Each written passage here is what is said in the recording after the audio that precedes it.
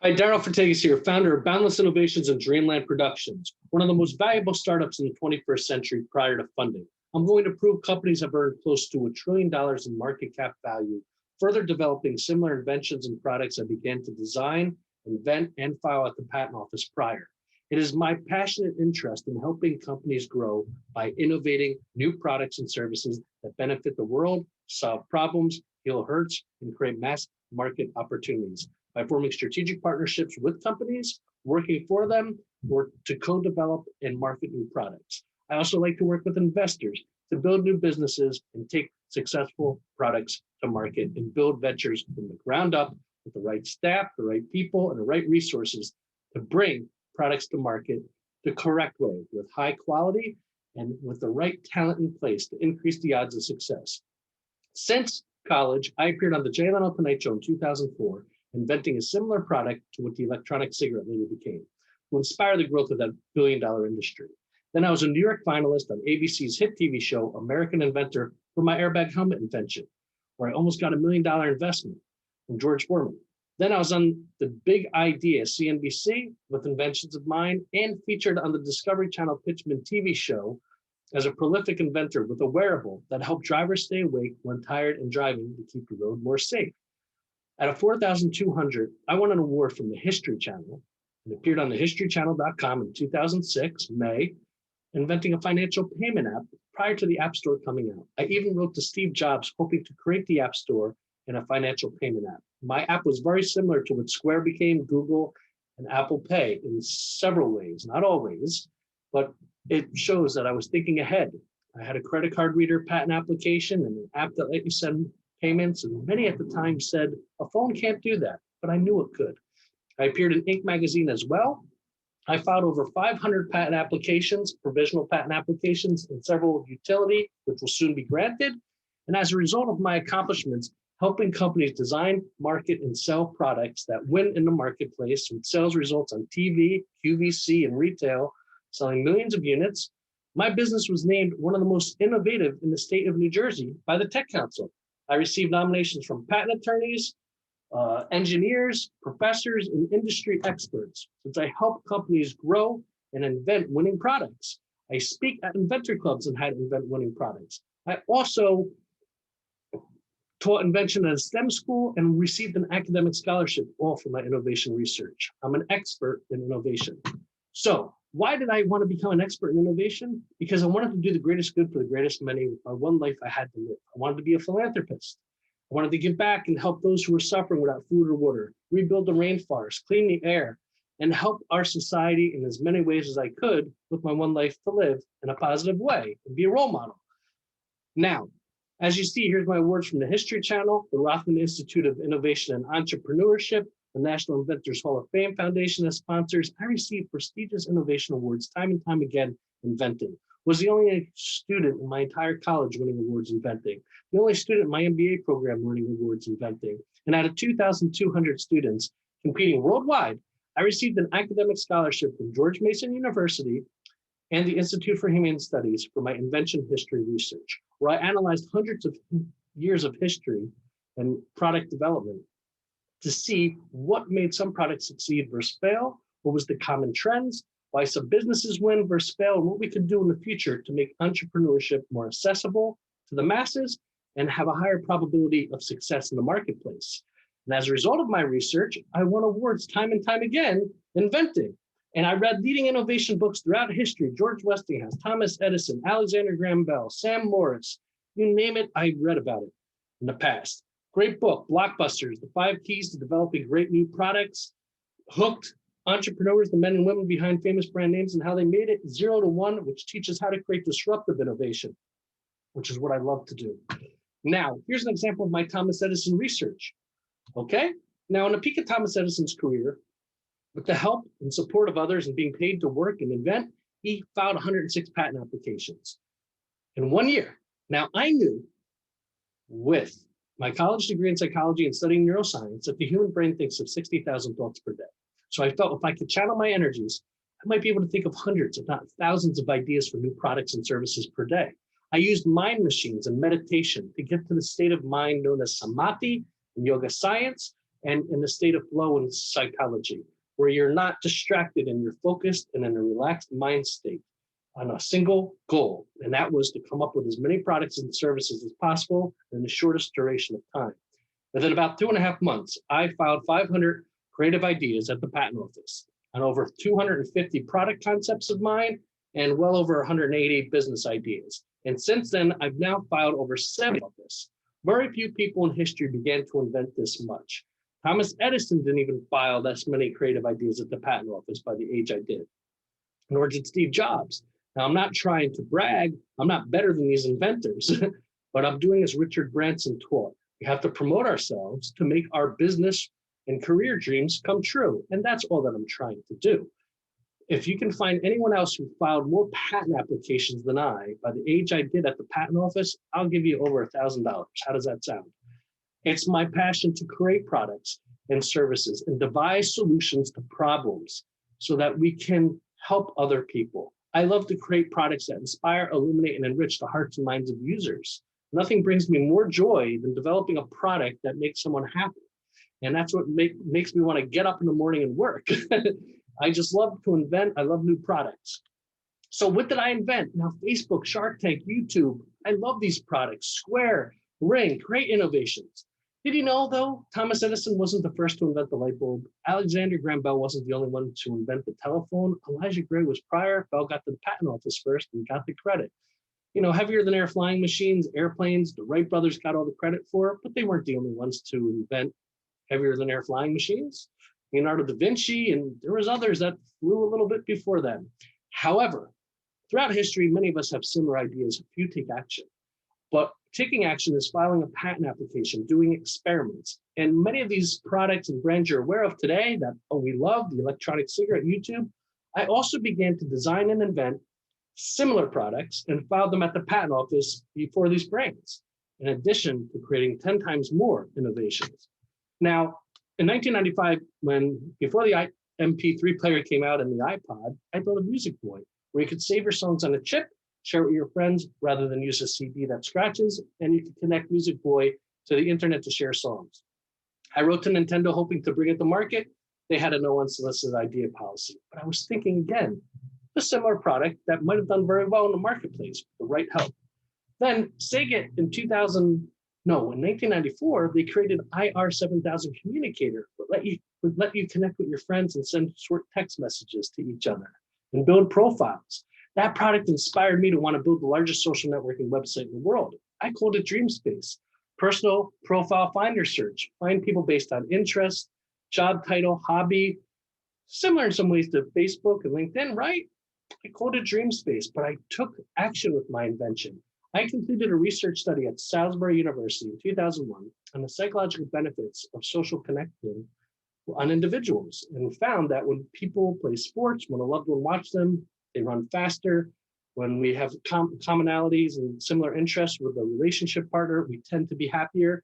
There's a lot of benefits even to your immune system in the study of psychoneuroimmunology that when we're happier and we work with people we like, we feel better. The science of social networking and social psychology is very interesting. I completed a field study at Disney World where I interviewed over 100 people using the qualitative research design method and the phenomenological method of inquiry to see if there was market demand for a new social networking website back in 2001. 6 Degrees was popular, but I had a bigger idea in mind for social media in the future. So how was I gonna make my dream come true? I wanted to do business the Walt Disney way. I reached out to Disney hoping to form a strategic partnership to build the largest social networking website in the world around 2001 through 2005. I reached out to them. Sadly, they had a no unsolicited idea policy, which many businesses have, which prevents open innovation. Harvard Business Review did a study that companies that consider the ideas and inventions of others tend to profit much more so. They could license inventions, acquire, incubate a company, or form a joint development deal and find a win-win way to work together. Often they have these no unsolicited idea policies because they're afraid of litigation. But you don't have to be. Who invented first should be rewarded. And there's always a way to work out a win-win deal with an inventor or an entrepreneur. When no one's taken advantage of, we don't have to worry about conflicts. And there's always ways to reduce conflict by documenting everything. and being fair to people, living by the golden rule. We got to get away from being a copycat nation and reward talent and work out win-win deals always. Too much money is being spent in conflict and litigation. We got to get away from that. As a result of intellectual property theft, 300 billion a year is lost to our economy, and over 2 million jobs a year are lost. Why? Come on, why do we have to copy? Why can't we work out a deal, collaborate, and develop something better together? Let's make that happen in the future. As you can see in my 2004 website, I took this from my 04 website, anything you wish to share, stories, ideas, videos, movies, experiences, we post to our web community. When you log into Facebook, it says share your stories. When you log into Instagram, share your stories. YouTube, share your stories. TikTok, share your stories. TikTok is about to be bought for billions of dollars. YouTube was bought for $1 billion. Instagram was bought for over $1 billion. I described these product features at the patent office in 2004. Here, my hundreds of patent applications will prove it. Coffee Law would prove it. Tumblr got bought for $1 billion. Lets you effortlessly share anything to a web community. That's similar to what I described. Facebook united students together first, then businesses, right? In my 2004 website, I said we're going to address, stimulate, and unite the minds of inventors, businesses, students, scientists, and all socially concerned citizens. Similar to what Facebook later developed, I began to invent prior. According to the first to invent law, maybe I was the true first inventor, but there was chat rooms and social media sites even in the 90s, and even in the 80s, there were some chat rooms. But anyway, what the electronic cigarette became, I was on Jay Leno Tonight Show for in 2004 to inspire the growth of that $1 billion market. Some investors at the time said it couldn't be done. Darrell, you're promoting cigarettes smoking. So it wasn't a main focus. I then won an award from the History Channel, inventing a financial payment app, Infinite Savings Digital Coupons. His idea of innovation entails a digital coupon system utilized at stores. It processed coupons and payments. Mobile coupon industry grew to $46 billion by 2017. The fintech industry and the fintech apps, it's now $1 trillion market. Square has a $55 billion market cap. Valuation. I filed a provisional patent application on a smart watch that lets you track your debits, your credits, send cash to your friends, and had built-in credit card processor on the watch. I also described it for a phone in my invention lab book record for a watch or phone that processes payments. It has a built-in reader. That's what Square later became. According to the first to invent law, I may just be the true and first inventor. Now, at the time, many naysayers said it couldn't work, it couldn't be done, go back to college. And it was very high tech. I was inventing this before the App Store came out. So think about that. Now, I didn't give up. I wrote to the CEO of AT&T, hoping for a meeting to develop it. Then I reached out to Steve Jobs, hoping for a meeting to develop it, because I ran into so many people who couldn't see the future. They were just thinking about how phones could only make phone calls. So I knew I needed to team up with someone with vision. That's why I reached out to Steve Jobs. Now, what Google is about to buy Fitbit for $2 billion. I filed a provisional patent application on that product. 2004, there's my records, using galvanic skin response to measure your heart rate, blood pressure, sensors to measure how many steps you walked, calorie counter. There's my invention lab book record, one of them on the right-hand side. Similar product, again, sold for $2 billion. Now, dating apps for the phone. Digital date phone network. Idea number 279 of mine. It will allow women in the area to send messages to single guys if they want to be contacted. That's similar to Bumble, which now has a $6 billion valuation, 100 million users, letting women make the first move in a dating app. I described the profile, connect with people within the 10-mile radius, 1,000 feet anyway, and it lets you know who's single. So you could connect with them. Now, I know dating websites were out at the time, but was it on mobile? I envisioned this industry as well, and had many novel features. And I know you're saying that doesn't look like a patent application. As I said, I quickly jotted down my ideas and filed them at the patent office to be worked on more in the future. And I have more records than just this that I'll share privately. Now, Google Glass, love the product, but I filed a patent application on smart glasses in 2004, won an award in 2010. My smart glasses also helped the disabled, which area later developed. I had an investor at the time, but he was afraid. He thought of obstacles and didn't want to put the money into it. And without a salary and funding, I kind of had to let it go. Thomas Edison, he didn't have a product with an MVP or traction. He had the support of investors for research and development and experimentation.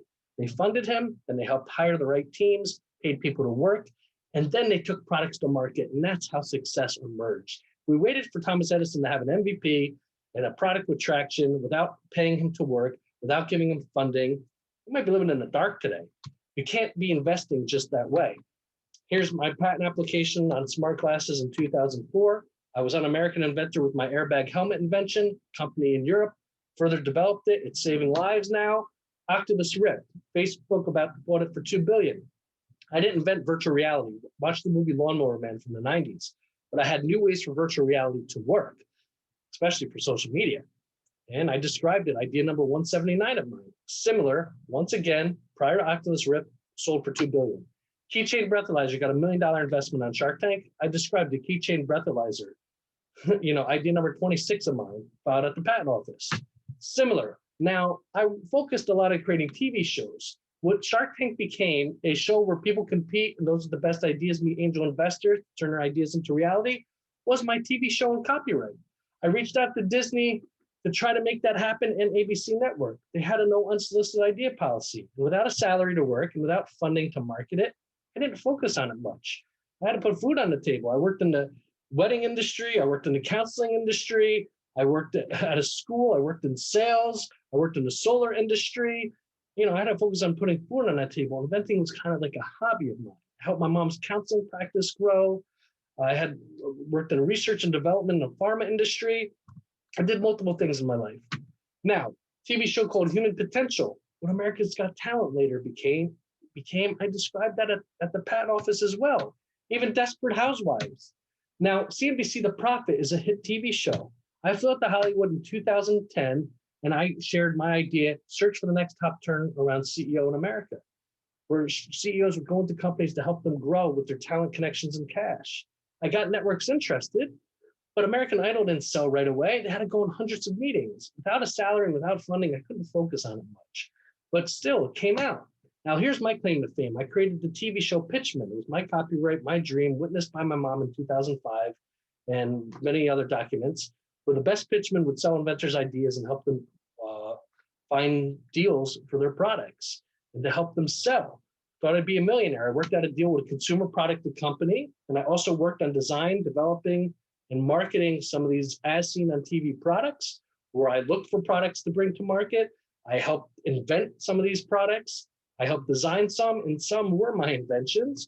And here's some of my drawings. And these products came to market to sell in total over 75 million units, according to documents and Inventors Digest and news reports. Were they my inventions 100%? Perhaps. They were improved. It was the work of many, and they came to market. Now, the mistake I made is I didn't have a patent, copyright, or trademark. I wasn't employed at the time. I was doing work as a consultant. I had a business deal. Sometimes I was stressed. I didn't go in with virtual prototypes or patents. I was just loosely sharing my ideas and recommending things. And companies further developed them and made a fortune. And sadly, I wasn't paid as promised. The company I worked with was sued by the Attorney General for scamming thousands of people. A book was written about them as stolen on TV. And they have 60 plus lawsuits against them. They now have a class action lawsuit against them for copying and scamming people. I got hurt. So did Steve Jobs by hiring the wrong CEO. When I wasn't paid for my past inventions, I didn't have funds for the other ones. And that created a setback. I also got slandered in the news by this competitor who's been in trouble with the law many times, which unfairly hurt my reputation. You can't trust everything you read in the news, nor in a lawsuit. So contact me for details, even though this is confidential. But still, I had some success. I helped this company, Clamp Champion, become a top seller on QVC 3 years in a row. Sold on TV, online, retail, over 100,000 units sold, 5 million in sales results. I helped make this happen I ran into a pastor at Home Depot. We had some brainstorming sessions. I recommended some areas he should invent in, and he came up with this great idea. We tweaked things, and I helped him find a licensing deal. I told him where to go and what to do. He listened, and he did very well. And this primarily is his invention, but I did inspire him to think of it. And I worked a little bit on the design and packaging to help improve the product. And together we marketed it, and it did well. These are my future inventions. New credit card reader, new mouse. And I have an amazing product that's going to transform everything. And I need you to contact me because I have a product that I feel could make $1 billion, perhaps 100 billion, if not more. In the past, I was warming up. I produced an ROI in my business. I won prestigious innovation awards.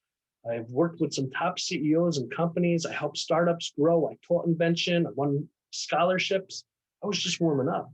Now, with the help of investors, which I didn't always have in the past, I could have limited my risks. I could have gotten the patents. I could have taken products to market myself, where I might not have had contracts broken. Keep in mind, many of the top Fortune 500 companies have had contracts broken, been backstabbed, been copied. We can limit these risks with funding and with the right teams in place, or by forming a joint venture with a company. I have amazing products that will help the world, especially during the pandemic, and innovations. I want you to reach out to me, Darrell, at boundlessinnovations.co or 973-723-1628. Let's put a new dent in the universe together and inspire, illuminate, and enrich the hearts and minds of end users by developing the best new products possible to serve mankind. It happens by collaboration and teamwork. So let's have fun, let's invent, work out win-win deals, never have a conflict, and just enjoy working together. So reach out to me, and thank you for your time, for hearing my brief presentation, and for more details and records to prove all these facts, happy to show anyone to be considered for the opportunities I seek moving forward. Until then, have a great day. Bye-bye.